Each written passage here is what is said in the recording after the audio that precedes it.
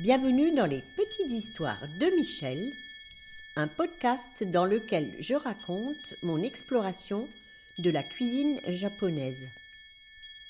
Cet art ultime de bien manger que j'ai à cœur de transmettre aujourd'hui est la synthèse entre mes pratiques d'artiste, de jardinière et de cuisinière.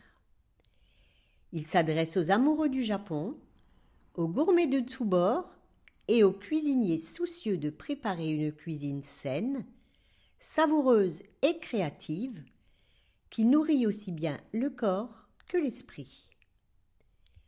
Vous y trouverez des récits de voyage et des témoignages d'expériences qui ont fait sens dans mon parcours. J'y délivre également, au-delà des recettes, les principes qui sous-tendent la cuisine japonaise. Nous ferons des visites dans le jardin, source d'émerveillement et d'abondance, et nous prêterons l'oreille à des personnes qui ont contribué à enrichir mon parcours dans l'oasis nippone que je me suis créée. Belle écoute à vous! Durant la saison estivale, nous quitterons un temps l'univers de la cuisine japonaise. De la même manière que la série In Vino Veritas nous a accompagnés durant l'été 2024, une nouvelle série vous est proposée au long de l'été 2025. Cette fois-ci, elle sera centrée autour de la céramique. Je suis fascinée par les bols, ces contenants, archétypes de l'utile, ouverts sur d'infinies possibilités de formes, de matières, de courbures, de textures. La boutique de l'escalier joue le rôle d'interface entre la main des céramistes qui ont façonné l'objet et les mains de ceux qui vont l'utiliser. Après plusieurs épisodes en compagnie de Philippe Sutter, voici une nouvelle rencontre avec une autre céramiste, Barbara Leboeuf. C'est à l'occasion d'une commande qu'elle vient de me livrer que nous avons fait cette interview. Aujourd'hui, Barbara vient de me livrer toute une série de petits pots avec couvercle commandés spécialement pour mes plats japonais. Alors Barbara, c'est à toi de nous raconter comment tu as procédé pour répondre à cette commande.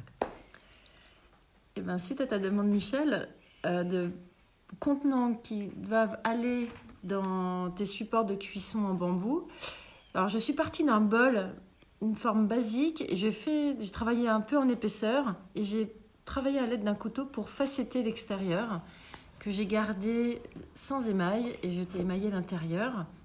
Ah oui, je vois. On voit là qu'il y a une petite bande qui est émaillée et le reste. Moi j'ai beaucoup aimé ce côté facetté. Et puis tu sais quoi, j'ai repensé tout à l'heure. Tu étais venue avec une amie à toi pour prendre les mesures, pour être sûre d'avoir les bonnes mesures. Et elle avait des outils qu'on n'avait pas. Qu'est-ce qu'elle avait fait? Tu te rappelles, elle avait un mètre dans son téléphone ou quoi? Ah, je sais plus, c'était ma stagiaire.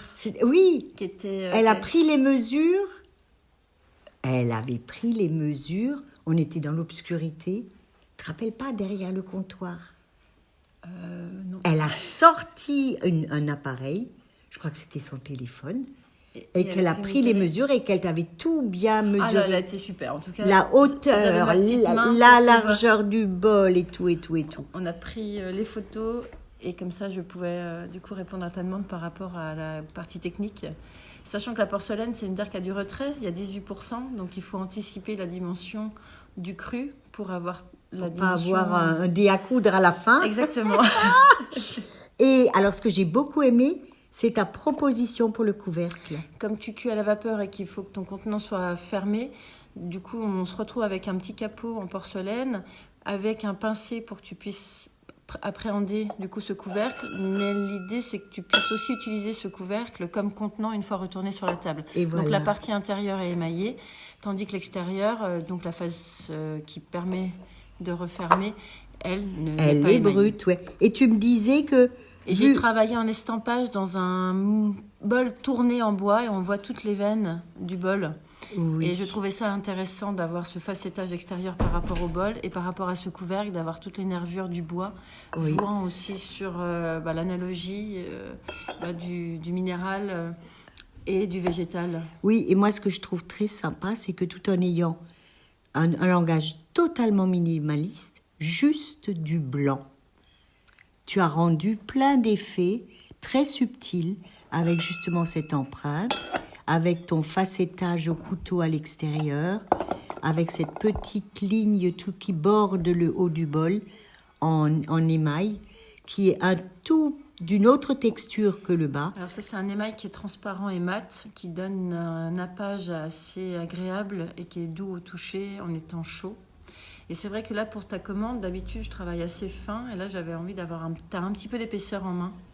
Et de travailler plus épais, moi, dans le premier façonnage. Et après, de venir enlever de la matière. Ah oui, c'est comme ça que tu as procédé. C'est ça. Oui, parce que ça ne ressemble pas tellement Y a à pas tes la- autres productions. Du coup, là, c'est vraiment pour toi par rapport à tes besoins. Je sais pas, j'avais envie de faire ça. De pas être trop avec mes empreintes Oui. qui viennent attaquer la surface, mais de partir plus large. Et D'accord. d'avoir cet effet un Et petit peu j'adore le facette. son. J'adore le son.